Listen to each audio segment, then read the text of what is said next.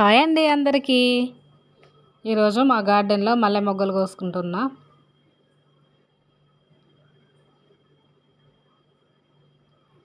అరటి చెట్ల నీడుండి అసలు పూలే పూయట్లేదండి.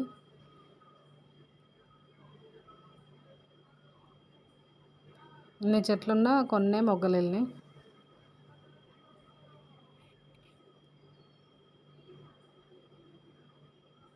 చూసారా ఫ్రెండ్స్ మా మల్లె తోట ఎలా ఉందో.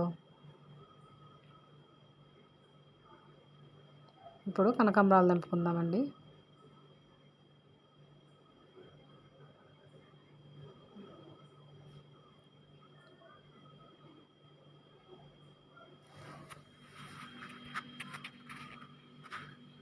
చూసారా ఫ్రెండ్స్ ఎన్ని కనకాంబరాలు మల్లె మొగ్గలు కొన్నే వచ్చినాయి.